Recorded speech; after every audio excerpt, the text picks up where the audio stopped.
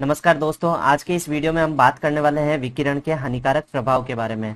पिछले वीडियो में जैसे कि हमने बात की थी 10 डे रूल्स के बारे में, ये क्या होता है और ये क्यों जरूरी होता है, तो इसके बारे में अगर आपने ये वीडियो नहीं देखा तो इसकी लिंक मैंने डिस्क्रिप्शन में दे रखी है, आप वहां से देख सकते हैं। ये बहुत इंपॉर्टेंट वीडियो है, क्यों हमें 10 डे रूल को फॉलो करना है और 10 डे रूल बेसिकली होता क्यों है और इसको अगर फॉलो नहीं करने से क्या किस प्रकार के इफेक्ट देखने को मिल सकते हैं। ओके, तो आज के इस वीडियो में हम बात करने वाले हैं विकिरण के हानिकारक प्रभाव के बारे में, जो कि एडल्ट में भी हो सकते हैं और एम्ब्रायो फीटस में भी और प्रेग्नेंट वुमेन पे भी क्या असर पड़ता है।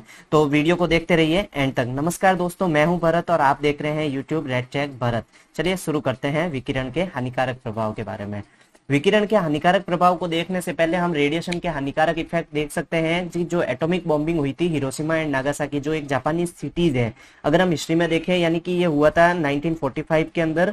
एक एटॉमिक बॉम्बिंग के कारण, जो भी अपन वर्ल्ड वॉर कह सकते हैं, उसके अंदर इसमें को यूज लिया गया था एटॉमिक बॉम्ब को। तो इसके रेडिएशन इफेक्ट आज भी हमें देखने को मिलते हैं, कुछ इस प्रकार के रेडिएशन इफेक्ट्स। तो वहां के जो भी आज के भी सर्वाइवर जो भी हैं वहां के, तो उनकी स्टडीज के मुताबिक हमें एक स्टडी के अकॉर्डिंग हमें कुछ डाटा जो मिला हुआ है और उसमें हम आज भी वहां के लोग देखते हैं तो वो सारे रेडिएशन से इफेक्टिव हो रखे हैं। यानी कि रेडिएशन का इतना ज्यादा इफेक्ट रहता है कि ये एक रिप्रोडक्टिव को तो डैमेज करता ही है, प्लस उनकी लिविंग ऑर्गेनिज्म में सोमेटिक इफेक्ट को भी प्रोड्यूस करता है। यानी गर्भ में ही डेथ हो जाना और मिसकैरेज हो गया, गर्भपात हो गए, लिम्ब मिशिंग या लार्ज ग्रोथ, मेंटल इंपायरमेंट, ये आज भी देखने को हमें वहां पे मिलता है। ऐसा एक सर्वाइवर्स की स्टडीज के मुताबिक हमें वहां के जो हिरोशिमा एंड नागासाकी के जो भी सर्वाइवर्स हैं उनकी स्टडी के मुताबिक हमें ये डाटा प्राप्त हुआ है। बहुत सारे केस ऐसे मिलते हैं जिसमें रेडिएशन का इफेक्ट आज भी है। Exposure to very high level of radiation such as being close to atomic blast, जैसा कि अभी हमने पिछले हिरोशिमा एंड नागासाकी का एटॉमिक ब्लास्ट देखा, जिसके अंदर किस प्रकार से, यानी कि जो जैसे रेडिएशन का लेवल या एक्सपोजर लेवल जब हाई होगा तो रेडिएशन से जो भी इफेक्ट होने वाले हैं वो भी हाई होंगे। यानी कि हाई होंगे तो उसमें किस किस प्रकार के हमारे पास इफेक्ट्स हो सकते हैं, यानी एक्यूट हेल्थ इफेक्ट, यानी जो जल्दी हो जाते हैं, एक्यूट हेल्थ इफेक्ट हो गया, स्किन बर्न्स हो गई, स्किन बर्न्स हो, okay, and acute radiation syndrome. तो ये सारे जो रेडिएशन से जो ज्यादा क्लोज में रहते हैं या फिर जो एक्सपोजर की मात्रा बहुत अधिक है, तो ये हमें इस प्रकार के इफेक्ट हमें देखने को मिलते हैं। चलिए अभी हम आगे डिटेल में बात करते हैं कि और हम क्या कह सकते हैं। जैसे कि इन्होंने कहा कि भाई रेडिएशन से ज्यादा एक्सपोजर हमें मिलेगा तो हमें रेडिएशन से खतरा है। और जब हम बात कर सकते हैं कि जो ये हेल्थ इफेक्ट है, यानी कि जो रेडिएशन जब ज्यादा अमाउंट में है तो ये क्या रिजल्ट दे सकते हैं हमें, यानी कि long term health effect. Long term यानी जो एक लंबे समय में, जैसे अभी हम पीछे कह रहे थे कि एक्यूट इफेक्ट, यानी कि जैसे कि ये हम पीछे हम बात कर रहे थे जैसे एक्यूट इफेक्ट के बारे में, एक्यूट हेल्थ इफेक्ट यानी कि जो जल्द ही देखने को मिलते हैं। ओके, और एक हम बात करते हैं कि long term health effect. Long term यानी कि जो बहुत लंबे समय बाद हमें देखने को मिलते हैं, यानी कि जो कैंसर हो गए और जेनेटिक इफेक्ट्स हो गए, ये सारे जो भी होते हैं ये हमें लॉन्ग टर्म में देखने को मिलते हैं। ओके, तो जनरली जो है हमारा रेडिएशन से जो डैमेज है लिविंग ऑर्गेनिज्म में किस किस प्रकार के होते हैं उसको हमने डिवाइड कर रखा है सोमेटिक एंड जेनेटिक पार्ट के अंदर। ओके, तो somatic effect and genetic effect क्या होता है उसको हम आगे डिटेल में देखते हैं। चलिए समझने की कोशिश करते हैं कि सोमेटिक इफेक्ट क्या है। ओके, सोमेटिक इफेक्ट यानी कि radiation is damage to any part of the body. Okay, यानी कि जो भी रेडिएशन इफेक्ट है, यानी कि वो डैमेज तो करेगा कोई भी पार्ट। अब जब इफेक्ट कब करेगा, यानी कि इफेक्ट हो रहा है किसी भी प्रकार का तो उसमें किसी न किसी प्रकार का डैमेज कर रहा है। यानी कि जो सोमेटिक जो है वो रेडिएशन बॉडी के किसी भी पार्ट को डैमेज कर सकते हैं। ओके, इतना बात हम समझ गए। अब ये नेक्स्ट क्या कहना चाहता है कि somatic damage directly affect the individual expose to the radiation. यानी कि सबसे मोस्ट इंपॉर्टेंट सोमेटिक इफेक्ट क्या होता है कि ये जो इफेक्ट है ये इफेक्ट डायरेक्टली किसको अफेक्ट करता है, यानी कि जो जिसने एक्सपोजर प्राप्त किया है, यानी कि कोई भी एक एक्स वाई पर्सन अपन मान सकते हैं जिसने एक्सपोजर लिया है, या एक एक्स पर्सन ले लिया जिसने बहुत ज्यादा एटॉमिक ब्लास्ट के क्लोज में रहा है, या फिर उसको बहुत ज्यादा हाई लेवल की रेडिएशन मिली है। तो यानी कि जो सोमेटिक इफेक्ट जो है वो उसी पर्सन के अंदर मिलेगा, इंडिविजुअल एक्सपोजर, जिस पर्सन ने वो रेडिएशन एब्जॉर्ब की है। ओके, तो अपन कह सकते हैं कि हाँ वो तो यही होना है कि जो जो व्यक्ति एक्सपोज होगा ज्यादा वो उसी को इफेक्ट होंगे, पर ऐसा नहीं है। हम जेनेटिक इफेक्ट में देख सकते हैं, या फिर हिरोशिमा और नागासाकी की आज भी जनरेशन देख सकते हैं, उनमें बर्थ से भी इफेक्ट आने लग जाते हैं। यानी कि हम ये नहीं कह सकते कि जो पर्सन केवल रेडिएशन से एक्सपोज होगा उसी में ही इफेक्ट होगा। ओके, तो यानी कि अब हम ये बात समझ चुके हैं। लेकिन सोमेटिक की जब भी बात आती है, यानी कि हम यही कहेंगे कि somatic damage directly affect the individual expose, यानी जो पर्सन एक्सपोज होगा उसी में ही वो अफेक्ट नजर आएंगे। ओके, तो कौन कौन से इफेक्ट हो सकते हैं सोमेटिक वाले, यानी स्किन डैमेज हो गया, कैंसर है, एनीमिया हो गया, muscles weakness, poor digestion and absorption and nutrition, poor absorption और न्यूट्रिशन। ओके, पुअर डाइजेशन हो जाएगा यानी जीआईटी को डैमेज कर रहा है। ओके, एब्जॉर्प्शन और nutrient and cataract formation. Okay, तो कैटरेक्ट फॉर्मेशन भी ये करता है किसमें, इंडिविजुअल एक्सपोज में।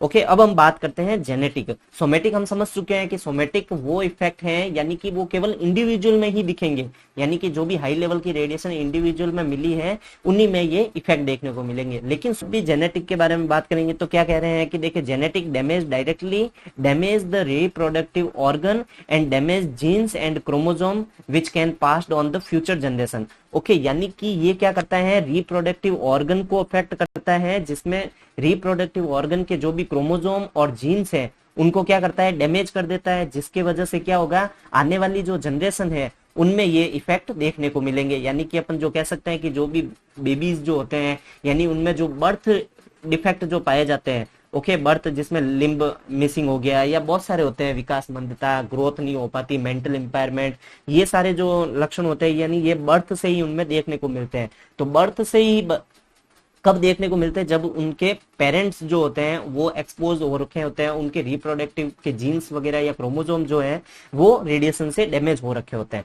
ओके, तो जैसे जेनेटिक में अपन ने बात कर ली, यानी कि जेनेटिक क्या कर रहा है, उस इंडिविजुअल पर्सन को किसी भी प्रकार का इफेक्ट नहीं कर रहा है। ये किसको अफेक्ट कर रहा है, फ्यूचर जनरेशन, यानी आने वाली जनरेशन या आने वाली पीढ़ी को ये अफेक्ट करता है, उनको हम जेनेटिक इफेक्ट कहते हैं। ओके, तो सोमेटिक और जेनेटिक को हम अच्छे से समझ गए। अब हम क्या कह सकते हैं कि सोमेटिक और जेनेटिक तो समझ गए, लेकिन कई बार क्या होता है कि जैसा कि अपन ने पिछले 10 डे रूल्स में भी देखा था कि अगर फीटस को भी रेडिएशन मिलती है तो फीटस भी बहुत ज्यादा सेंसिटिव होता है, यानी कि developing embryo and foetus are extremely sensitive to ionising radiation. यानी कि जो फीटस और जो अपना बेबी है, जो भ्रूण अपन जो कहते हैं, वो जब डेवलप होता है वो ज्यादा रेडिएशन से सेंसिटिव होता है। ओके, रेडिएशन सेंसिटिव होगा तो क्या क्या इफेक्ट हो जाएंगे कि उसमें ग्रोथ रिटार्डेशन हो गया, यानी ग्रोथ नहीं होती, विकास में मंदता आ गई, प्री नेटल या नियोनेटल डेथ हो गई, यानी कि गर्भ में ही डेथ हो जाना। ओके, कंजाइंटल माल फॉर्मेशन हो गया, यानी जन्मजात कोई किसी भी प्रकार की विकृति आ गई। ओके, मेंटल रिटार्डेशन, यानी कि जो शिशु का विकास नहीं हो पाता है मेंटली। ओके, तो इन सारे प्रकार को हम कह सकते हैं कि भाई एम्ब्रायो और फीटस भी बहुत ज्यादा सेंसिटिव होता है रेडिएशन से, तो यानी कि हमें रेडिएशन से बचना बहुत जरूरी है। ओके, तो अब हम क्या कह सकते हैं कि जो ये इफेक्ट होता है, अभी हमने बात की थी कि जितनी ज्यादा हमें रेडिएशन मिलेगी उतने इफेक्ट होने का चांस जल्दी होते हैं। जैसे कि एक्यूट इफेक्ट था, यानी कि बहुत ज्यादा ही रेडिएशन हमें एक समय में मिल गई तो हमें एक्यूट सिंड्रोम होने की चांस रहते हैं।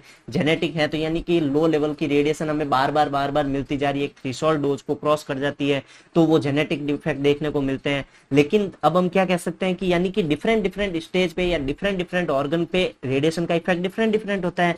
तो ये मेनली अफेक्ट कौन कौन सी स्टेज करती है उसके बारे में, यानी कि गेस्टेशन। अगर हम देखते हैं कि जैसे कोई भी प्रेग्नेंट लेडी है तो उसमें गेस्टेशन यानी कि 9 महीने का जो पीरियड होता है बेबी के डेवलपमेंटल का, तो उनमें कौन से पीरियड यानी कि सबसे ज्यादा जो सेंसिटिव होता है ऑर्गेनोजेनेसिस में, क्योंकि उसमें ऑर्गन का फॉर्मेशन होता है। तो इस प्रकार के कंडीशंस में क्या होता है कि ज्यादातर जो है सेंसिटिव होता है। तो यानी कि जो अपन डिफरेंट स्टेज कह सकते हैं गेस्टेशन के अंदर कि कौन सी स्टेज है गेस्टेशन की, तो उसके अंदर इफेक्ट किस प्रकार का पड़ेगा। एक डिपेंड करता है कि एब्जॉर्ब डोज, हमें कितनी एब्जॉर्ब डोज मिली है, रेडिएशन की कितनी डोज हमने ली है, उस पर सबसे मेन डिफेक्ट करेगा कि रेडिएशन के इफेक्ट कितना होगा। ज्यादा एब्जॉर्ब डोज होगी तो ऑब्वियस है कि रेडिएशन के जो डैमेज है या इफेक्ट है वो भी हमें ज्यादा मिलेंगे। ओके, एंड थ्रेशोल्ड डोज, यानी थ्रेशोल्ड डोज क्या कहना चाहता है कि एक लिमिटेड डोज जो है, उस लिमिटेड डोज को क्रॉस अगर हम करते हैं तो हमें जिस प्रकार के जो इफेक्ट देखने को मिलते हैं उन्हें हम कहते हैं थ्रेशोल्ड डोज। यानी कि रेडिएशन जो है, यानी रेडिएशन के जो इफेक्ट्स यानी कि बहुत से किस पे डिपेंड करती है, यानी कि फेज ऑफ गेस्टेशन अपन कह सकते हैं, एब्जॉर्ब डोज की मात्रा कितनी है, और हम थ्रेशोल्ड डोज को कह सकते हैं। ओके, नेक्स्ट हम बात करते हैं कि क्या, अब जैसे कई बार क्या होता है कि प्रेगनेंसी के केस में भी हमें एक्सरे की जरूरत पड़ती है, तो कितना सेफ होता है वो हमें, जैसे चेस्ट की हो गई रेडियोग्राफी या फिर जो भी लोअर एक्सट्रीमिटी या अपर एक्सट्रीमिटी है उनकी रेडियोग्राफी करना, क्या प्रेगनेंसी के अंदर ये सेफ रहता है? तो हम ये बात एक कह सकते हैं कि diagnostic x-ray exam of the area that do not include the lower pelvis can be done safely during the pregnancy. यानी कि इसमें क्या कहना चाह रहे हैं कि भाई जो भी हमारा जो पार्ट है, जब भी हमें किसी भी प्रेगनेंसी के केस के अंदर हमें उन वुमेन की हमें रेडियोग्राफी करनी है तो हम रेडियोग्राफी कर सकते हैं, ओके ये सेफ है, कोई दिक्कत नहीं है। पर कब दिक्कत नहीं है? जब उस पार्ट के अंदर हमारा पेल्विस वाला पार्ट इंक्लूड नहीं होना चाहिए। Do not include the lower pelvis part, lower pelvis part include नहीं होना चाहिए क्योंकि वहां पे फिटस डेवलपमेंट हो रहा होता है। ओके, तो बाकी जो अदर जो भी है यानी कि चेस्ट रेडियोग्राफी है, अपर एक्सट्रीमिटी है, उनकी हम रेडियोग्राफी कर सकते हैं। वो भी किस प्रकार से, हमें पूरा लेड सील्डेड करके, और जो भी हमारी जो भी सेफली मेथड जो सारे हैं वो हमें यूज लेने हैं। ओके, तो जनरली हम सेफली मेथड कौन कौन से कह सकते हैं कि radiation safety method use by radiography, यानी कि एरिया कॉलिमेटेड करेंगे, यानी एरिया कॉलिमेटेड यानी हमें जितने पार्ट की रिक्वायरमेंट है हम उतने ही पार्ट को रेडिएशन कर देंगे। ओके, प्रॉपर एक्सपोजर सिलेक्शन एकदम अच्छे से करेंगे ताकि उस पार्ट की रेडियोग्राफी आ जाए, यानी कि ओवर एक्सपोजर भी नहीं करना है और अंडर एक्सपोज भी नहीं करना है। ओके, तो प्रॉपर एक्सपोजर सिलेक्शन, और प्रॉपर एक्सपोजर सिलेक्शन से एक बेनिफिट होता है कि हमें रेडियोग्राफी रिपीट नहीं करनी पड़ती। Okay, area shielding with lead, जो एरिया हमारा यूजफुल नहीं है उसको लेड से हम अच्छे से सील्ड करेंगे, और एरिया को कॉलिमेट तो हमें करना ही है। और लेसर एक्सपोजर टाइम जितना कम हो सके उतना एक्सपोजर टाइम हम कम देंगे। हमारा वीडियो कंप्लीट हो चुका है। इसमें आज हमने देखा है कि सोमेटिक इफेक्ट जो थे और जेनेटिक इफेक्ट्स कौन से हो गए, एम्ब्रायो पे किस प्रकार के इफेक्ट पड़ते हैं, और कौन कौन से ऐसे फैक्टर्स होते हैं जिनका इफेक्ट डायरेक्टली रेडिएशन इफेक्ट पे पड़ता है। और इसमें हमने हिरोशिमा और नागासाकी के कुछ सर्वाइवर की स्टडीज के केस भी देख लिए हैं। ओके, तो आपके किसी भी प्रकार के क्वेश्चंस हो तो आप हमें सेंड कर सकते हैं। थैंक यू फॉर वॉचिंग, और अभी तक आपने चैनल को सब्सक्राइब नहीं किया है तो सब्सक्राइब कर लीजिए और बेल आइकन को दबाना ना भूलें जिससे आपको वीडियो की नोटिफिकेशन सबसे पहले मिल जाए। Thank you, bye bye.